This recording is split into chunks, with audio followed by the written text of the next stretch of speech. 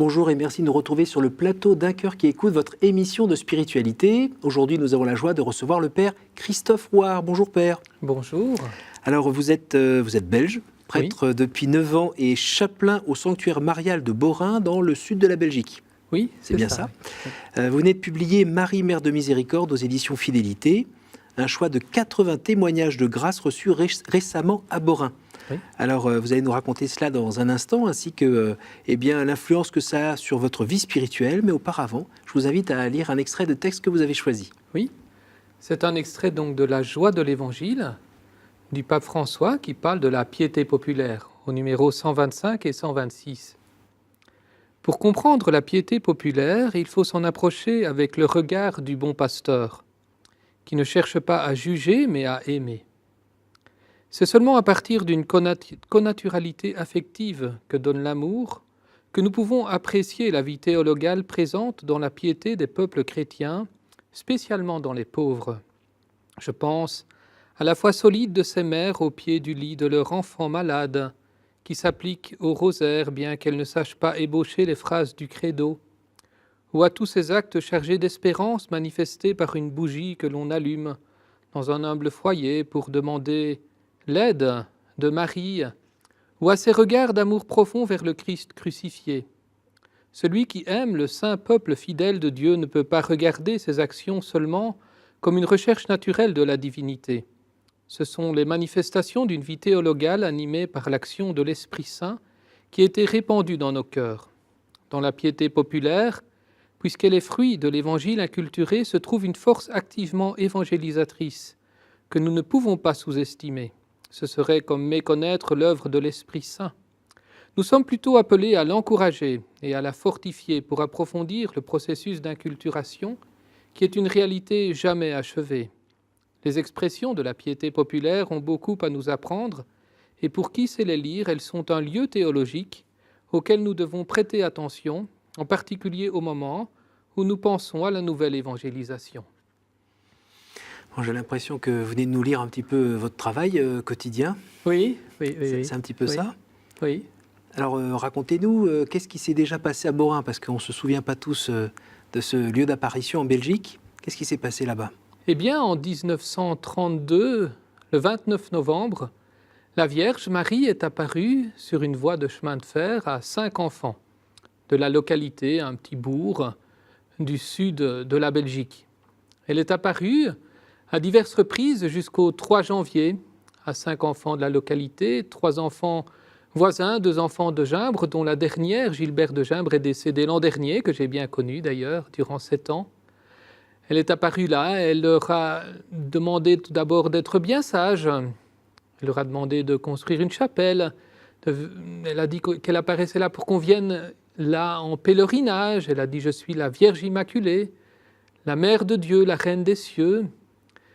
Elle a dit de prier beaucoup, de prier toujours. À la fin de ses apparitions, elle a montré son cœur comme un cœur d'or, rayonnant de lumière. C'est ainsi qu'on l'appelle la Vierge au cœur d'or.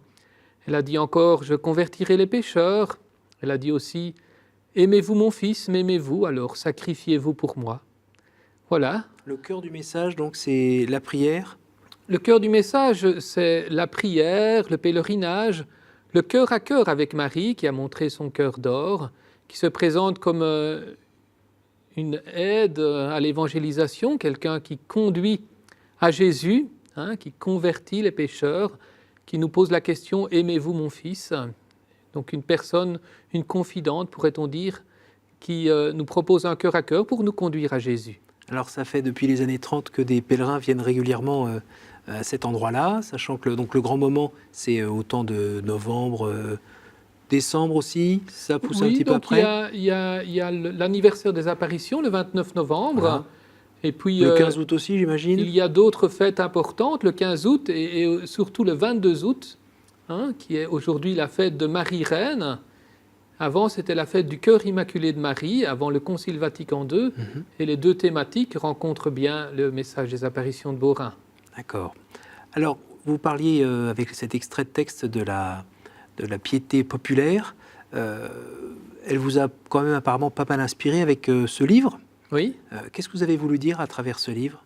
Mais en fait, au bout de quelques années de travail dans les sanctuaires de Borin, on ne peut qu'être frappé par la richesse de la piété populaire.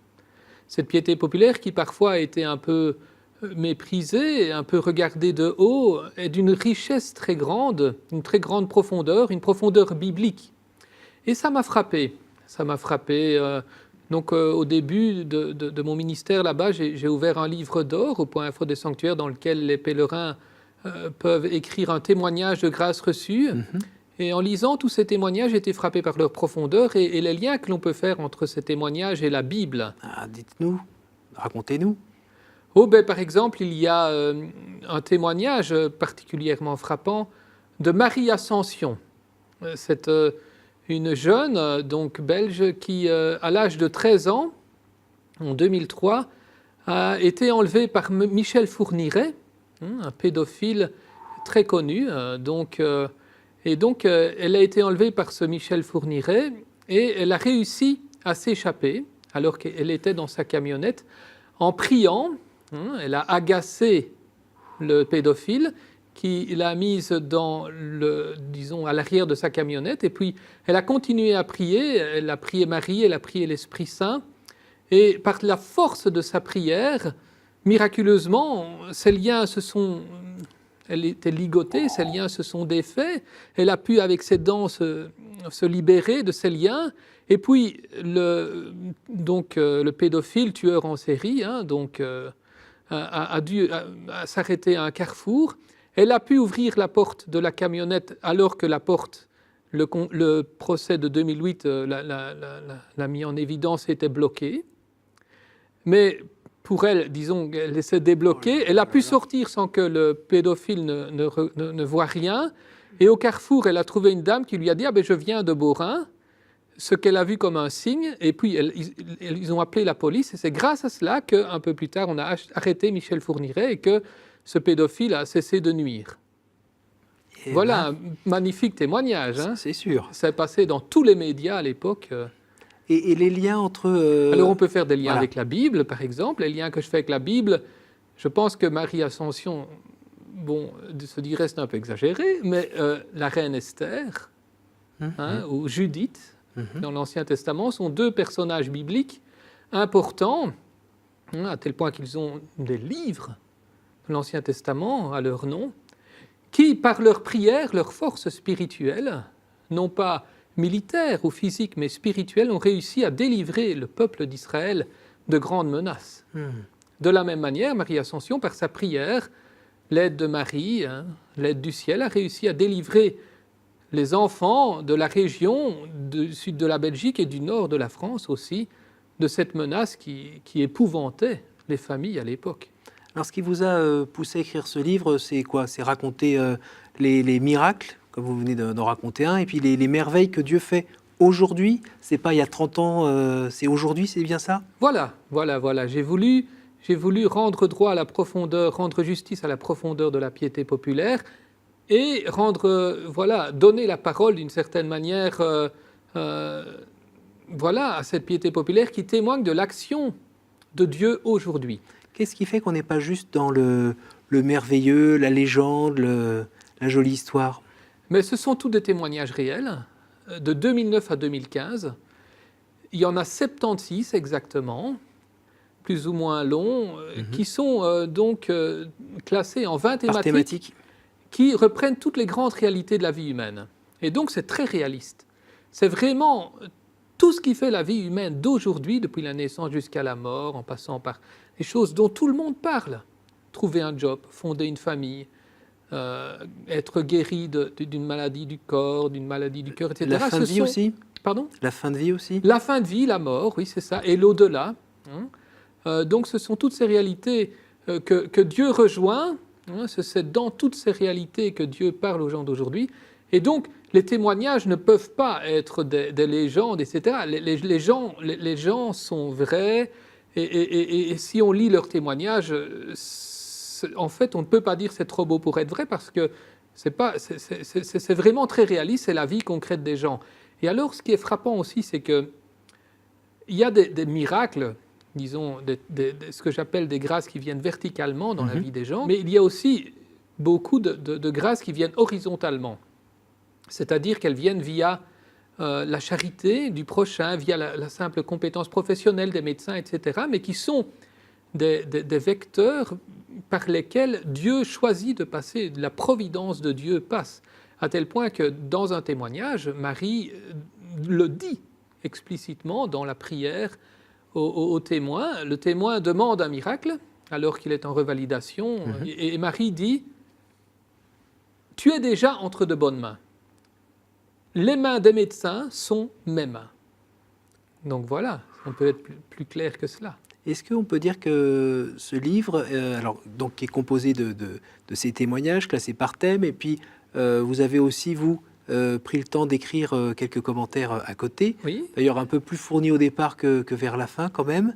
C'est-à-dire qu'au départ, ils sont un peu plus inspirés par des lectures complémentaires que j'ai pu faire, tandis qu'à la fin, mais très rapidement, hein, je m'en suis tenu à la Bible véritablement. Au départ, ils peuvent être inspirés par l'un ou l'autre commentaire, mais qui ne sont pas cités pour ne pas alourdir la lecture. Ensuite, je m'en suis vraiment tenu à la Bible. Oui. On sent cette sorte d'épuration. Oui. Et est-ce que vous nous invitez aussi à retirer nos lunettes un peu trop rationalistes? Voilà. On peut le dire, ça? Donc oui, tout à fait. Donc moi-même, j'aime beaucoup la raison, hein, mais j'invite le lecteur à retirer ces lunettes qui peuvent être parfois trop rationalistes, à oublier un petit peu ses préjugés, comme on l'enseigne en philosophie aussi, pour aborder les choses avec une grande confiance à l'égard des personnes qui témoignent. Et aussi à l'égard de la Bible, qui est aussi bien souvent un recueil de témoignages. Un recueil de témoignages, un recueil de fioretti, hein, j'aime dire, de l'histoire de Dieu avec les hommes. Et pour bien lire tous ces témoignages de piété populaire, comme pour bien lire nombre de témoignages, nombre de passages bibliques, je pense, il faut retirer ces lunettes parfois trop rationalistes. Et est-ce que finalement le Dieu de la Bible, le Dieu de l'Ancien Testament et le Dieu qui agit là dans les témoignages que vous racontez dans votre livre, c'est le même, il a changé, la connaissance qu'on en a changé? Qu'est-ce que vous pourriez nous dire là-dessus? Alors moi, ce qui m'a frappé, ce qui m'a poussé à écrire ce livre, c'est que je me suis rendu compte que c'est vraiment le même Dieu. Le Dieu de la Bible, c'est le Dieu qui parle aux pèlerins de Beaurain. Et il leur parle de la même manière. Donc il n'a pas arrêté de se taire Il n'a pas arrêté de se taire et il n'a pas changé son discours. Nous, à force d'accumuler des commentaires, parfois, on s'est fermé les yeux sur ce vrai Dieu de la Bible qui parle de la même manière qu'au temps biblique et dans les mêmes réalités. Alors Père, vous n'êtes pas né chapelain du sanctuaire de Beaurain, on est d'accord? Vous avez été dans une famille catholique pratiquante, oui. Où tout se passait normalement jusqu'au jour où, vers 17 ans, quand même, oui. Vous avez un petit peu fait vôtre cette foi. C'est ça. Donc je suis né dans une famille catholique pratiquante, des parents qui nous ont éduqués dans la foi chrétienne, et voilà, avec une certaine liberté aussi. Ils nous disaient, on vous demande d'aller à la messe jusqu'à 12 ans, on vous oblige, entre guillemets, à aller à la messe jusqu'à 12 ans, puis après vous choisissez. Moi, j'ai continué à aller à la messe. C'était important pour moi, mais petit à petit, la foi est devenue quelque chose de plus personnel. Donc, j'ai Pourquoi grandi 17 ans? Qu'est-ce qui s'est passé à 17 ans? Et alors, j'ai grandi dans cette relation plus personnelle avec Dieu. Et à 17 ans, lors d'une retraite, j'ai senti une présence plus personnelle de Dieu comme un appel à œuvrer pour lui, à œuvrer d'une manière plus particulière pour lui. Ça m'a fait réfléchir. Avant, je ne pensais jamais à la vocation. Et puis là, j'ai commencé à me dire, tiens, pourquoi pas moi? Et comment ça s'est passé concrètement? Vous avez entendu une voix? Quelqu'un vous a parlé? C'était un passage de la Bible? Qu'est-ce qui s'est passé? Non. C'était à l'occasion d'une conférence d'une religieuse dans une abbaye. Et là j'ai senti comme une chaleur, comme une présence de Dieu, comme un grand désir et un sentiment que si je faisais ça, ma vie aurait plein de sens. Voilà.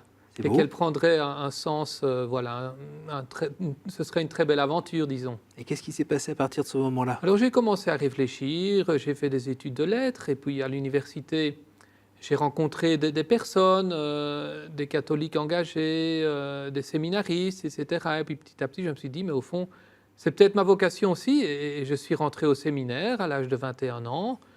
j'ai d'abord continué mes études à l'université tout en étant au séminaire, puis alors j'ai continué dans les facultés de théologie. Et vous avez fini par être prêtre. Et j'ai fini par être prêtre, oui, voilà.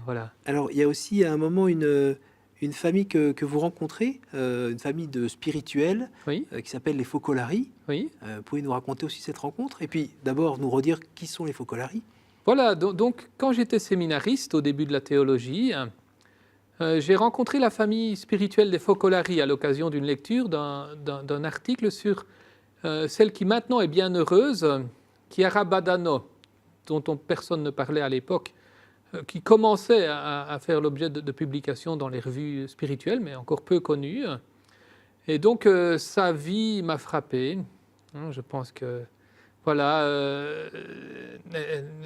je pense que d'une certaine manière Dieu voulait me parler à travers sa vie.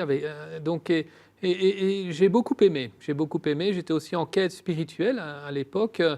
Et j'ai beaucoup aimé sa vie. Et puis un homme consacré dans les Focolari est venu faire une conférence au séminaire, une conférence spirituelle sur le mouvement des Focolari. J'ai beaucoup aimé aussi, et il m'a conseillé une lecture que j'ai faite de Chiara Lubick, qui est la fondatrice des Focolari. Et alors là, ça m'a beaucoup plu aussi, et donc je me suis dit, cette spiritualité me plaît beaucoup, et donc j'ai décidé de m'engager dans cette famille spirituelle. Donc, ça veut dire que vous voyez quoi, une fois par 15 jours? Plus ou moins, une fois tous les 15 jours, une fois toutes les 3 semaines, le lundi. Vous priez ensemble? On prie ensemble, entre prêtres, on écoute des enseignements spirituels, on se détend ensemble, on partage sur notre vie, etc., pendant toute une journée. Et il y a besoin à votre avis, pour le prêtre que vous êtes en 2016 en Belgique, d'avoir ce soutien d'une communauté de fidèles resserrée, dont vous faites partie comme d'une famille? Oui, je pense. Je pense que les prêtres aujourd'hui ont besoin, en tout cas moi j'en ressens le besoin, d'une famille spirituelle où ils se sentent davantage chez eux d'une certaine manière. Dans les paroisses, on souffre souvent de solitude et les demandes des paroissiens, les retours des paroissiens ne sont plus ce qu'ils étaient il y a 50 ans. Et donc je pense que les prêtres aujourd'hui ont besoin de faire partie de ce genre de famille spirituelle. Oui. Et je le remarque aussi chez mes confrères, les confrères de mon âge que je côtoie. Oui. Quand on est à Borin, il y a bien des moments, c'est un sanctuaire, hein, enfin Mhm. les sanctuaires de Borin, pardon. Il y a des moments où il n'y a plus personne, c'est un peu grand et désert. Oui. Est-ce que c'est désert vide? Est-ce que chez vous, c'est des temps de solitude aussi que vous vivez là-bas ou pas? Parce qu'on a Non. parfois ça dans d'autres sanctuaires. Oui. Donc oui, c'est sûr qu'il y a des moments où il y a beaucoup moins de monde. Décembre, janvier, février, il y a moins de monde, bien que ce ne soit pas le désert total. On a régulièrement des groupes qui passent, mais enfin, c'est vrai qu'il y a moins de monde. Non, ce ne sont pas des temps de solitude parce qu'il reste quand même une bonne cinquantaine de fidèles qui viennent à la messe quotidienne, etc. Puis il y a toute une vie du sanctuaire, des coulisses du sanctuaire, je dirais, avec les prêtres, les religieuses, les laïcs engagés qui sont là, et puis on travaille ensemble, on prie ensemble, on mange ensemble tous les matins avec les prêtres. Vous êtes 4? 5 On est avec 4, 5, oui, plus une religieuse, et puis on prie les laudes ensemble avec les religieuses. Et puis on travaille durant la journée ensemble. Donc j'ai de la chance d'être dans un lieu comme les sanctuaires de Borin, où il y a là aussi une communauté de prière et de vie. Qu'est-ce que donc ça fait 9 ans que vous êtes là-bas. Oui. Qu'est-ce que ça vous a apporté dans votre connaissance de Dieu personnellement? Qu'est-ce que ça m'a apporté dans la connaissance de Dieu? De vivre là, cet endroit-là, juste à côté d'un lieu d'apparition, avec ces gens qui viennent, ces exemples de piété populaire dont vous parliez. Oui. Eh bien donc, je me suis rendu compte de la proximité de Dieu avec ce qui fait la vie humaine, donc des gens d'aujourd'hui. Que le Dieu chrétien, le Dieu de la Bible, est vraiment un Dieu proche. Un Dieu qui est proche et qui est proche de la chair humaine, des réalités bien concrètes qui sont importantes pour les gens. Et Marie est une ambassadrice de ce Dieu parce qu'elle rejoint les gens là au milieu de leur vie. Le lieu qu'elle a choisi à Borin, d'ailleurs, le dit, puisqu'elle est apparue sur une voie de chemin de fer, dans une cour d'école, au milieu de la vie. Et Dieu se présente véritablement d'une manière telle qu'il est proche vraiment de la vie des gens. C'est un Dieu qui est plein de compassion, plein de miséricorde. Et j'aime beaucoup la façon dont le pape François parle de Dieu, comme d'un Dieu miséricordieux, un Dieu de compassion, un Dieu qui veut vraiment être proche des gens, et en particulier des pauvres, des gens qui souffrent, hein, et des gens qui mettent leur espérance en lui. Alors, vous êtes enseignant, Oui, professeur en faculté, oui, au séminaire. séminaire, Oui. pardon. Comment justement le Dieu que vous avez étudié, que vous enseignez, arrive quand même à recoller avec ce Dieu présent ici et maintenant dans le monde? Parce qu'il y a une tendance parfois à un peu Oui. s'écarter. Comment vous arrivez, vous, à unifier l'ensemble? Alors, donc, moi, je suis professeur de philosophie, donc de philosophie morale, de philosophie du langage. Et justement, maintenant, j'essaye de repenser la philosophie morale d'une manière telle qu'on sente davantage la miséricorde, le pardon, l'importance de tenir compte des situations des gens, de leur vie et des situations dans lesquelles ils sont. Hein. Pas simplement appliquer la loi. Pas simplement appliquer la loi, mais tenir compte également, d'une manière beaucoup plus grande que je ne le faisais jusqu'ici, que beaucoup l'ont fait jusqu'ici, de la façon dont les personnes se rapportent à la loi, étant donné, eu égard à leur situation. Et puis de la façon dont ils peuvent se libérer aussi de difficultés par le pardon. Et je suis en train de réécrire un syllabus où je tiens compte davantage de cela. Pour ce qui concerne le volet théologique, alors justement, j'ai étudié la théologie à l'IET à Bruxelles, à l'Institut d'études théologiques à Bruxelles, où on avait beaucoup de cours sur la Bible. Et justement, je me suis rendu compte à quel point le Dieu qui parle dans les sanctuaires de Beaurain est celui de la Bible. Voilà. Ça rend heureux, non? Oui, ça rend heureux, oui. Et vous sentez vraiment que votre foi a grandi depuis le petit garçon qui suivait à la messe le dimanche ses parents? Certainement. Elle devient de plus en plus personnelle, elle devient de plus en plus biblique aussi. Et quand on dit que Jésus est une personne, vous l'entendez comment, vous? Mais une personne, c'est-à-dire que Jésus, c'est vraiment une personne avec qui on parle, qui intervient dans notre vie, qui nous parle, avec qui on construit une relation. Hein, une personne, c'est une relation, hein, d'une certaine manière, que l'on construit avec cette personne qui nous montre, disons, expérience à l'appui, qu'il s'agit d'une personne, véritablement, qui est là en face de nous et qui construit un chemin avec nous. Merci beaucoup, Père. On arrive à la fin de l'émission. Je vais vous poser les 3 fameuses questions traditionnelles. Oui. Quel conseil donneriez-vous à quelqu'un qui vous dirait « J'ai envie de rencontrer Dieu, par quoi dois-je commencer ?» Je pense que je lui dirais lis la Bible et lis-la avec un groupe de chrétiens, un groupe de croyants. Quel est votre héros, votre saint, la personne que vous trouvez admirable? Oh bien, moi, je reste très attaché à Chiara Lubich, fondatrice du mouvement des Focolari, qui, j'en suis sûr, sera un jour canonisée. Au jour du jugement, qu'aimeriez-vous que Dieu vous dise? Oh là là, tu viens, rentre serviteur fidèle, entre dans la joie de ton maître. Merci beaucoup, Père. Merci de nous avoir partagé cette joie, ces témoignages, cette action de Dieu dans nos vies et puis dans votre vie, dans votre cœur. Merci à vous. Évidemment, si vous voulez en savoir plus sur les sanctuaires, je vous invite à aller sur le site qui s'affiche en bas de l'écran. Si vous voulez revoir cette émission, la partager et donner de la joie peut-être aussi à ceux qui vous entourent, eh bien, vous pouvez leur donner l'adresse aussi de notre site ktotv.com. Merci à tous et à la semaine prochaine.